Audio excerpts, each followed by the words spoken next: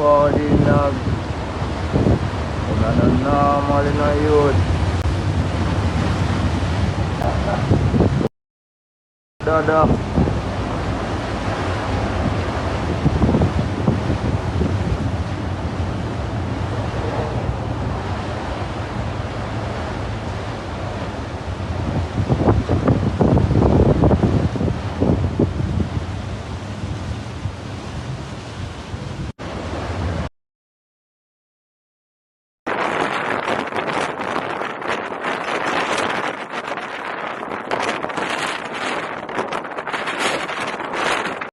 Is that now?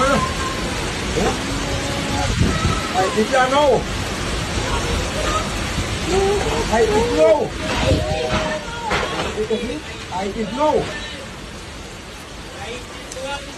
Yes. Is that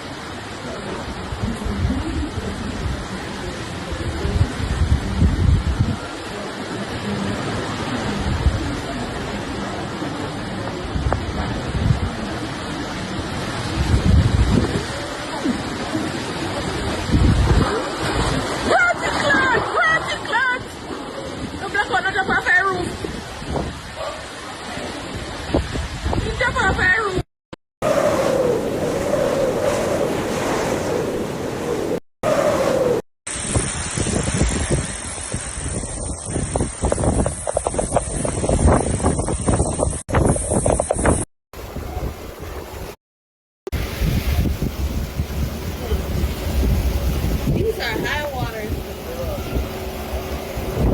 Don't worry.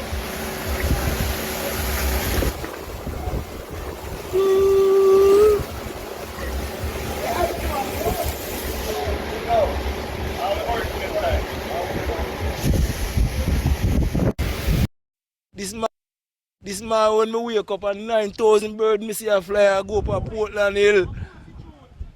The bird them a show me sign. Are you leaving? Yeah! Where are you going? Higher ground. Me I go to Portland Hill where bird then they too. so me I get some food as you can see. Banana and whatever make it cost me have all a little room here to warm up your body. We are here at Rocky Point in the parish of Clarendon, and it really is a sobering scene here as residents try to secure property as well as some of their boats as they anticipate the arrival of Hurricane Melissa. Well, me just leave me house so me I come look at the boat, and when I come, oh my God, this man behind me, Jogi, Angie, son, bag about 13 away, 17 boat we all up. A man where I drop the boat said 25,000. We just move the boat from there to put it there, we couldn't afford it. So we have to get help one another and a job. But we know it's a serious storm this is going to affect Rocky Point. I know it. How did Beryl affect you last year? All know me no recover it yet. All know. It's just like about 9 months now me put on my house stop. Furniture them gone. I don't, but me know me I work with it till better, but now it gonna affect me more. Me no do not secure. This is not all about house, you know, sir. This is all about life. No house business in this, sir. This is all about life. So that's why you see me go gather up my stuff them. What about family and friends here? Is everyone cooperating? Yes, we are going good. We are going good because see the 19 boat we all up for morning now we dry up in no tractor, nothing, now we dry up in man strength. We use to dry up. The Jamaica Urban Transit Company has sent transportation for the residents of the area, and some are refusing to go.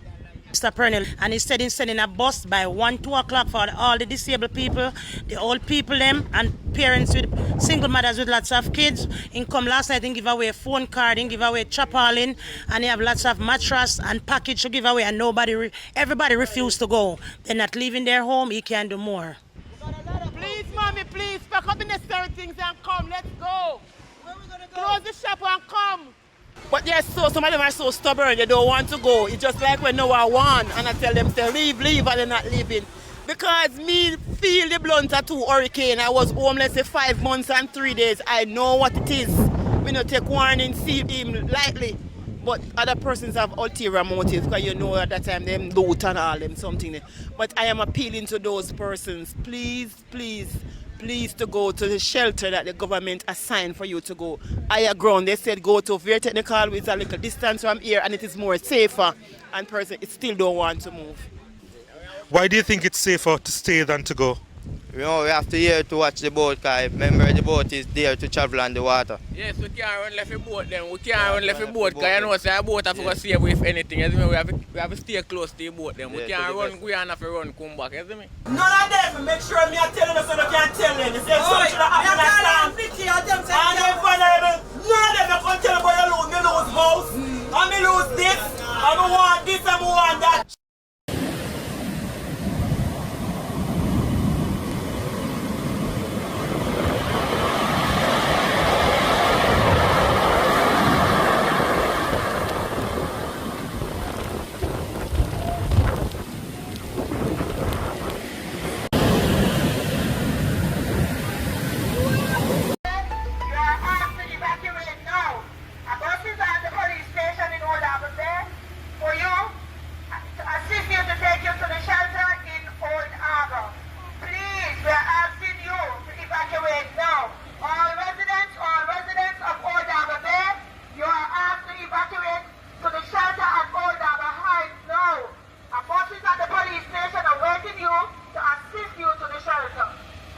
Americans, Hurricane Melissa is now a Category 4 hurricane. Approximately 100 miles south of Kingston, heading westward at 5 miles per hour, it is projected to turn northward. We are already experiencing rain and overcast conditions. Based on current assessments, all of Jamaica will likely be affected by hurricane conditions, meaning heavy rains and winds above 100 miles per hour. It is also likely that hurricane conditions could linger over Jamaica due to the slow-moving nature of this system.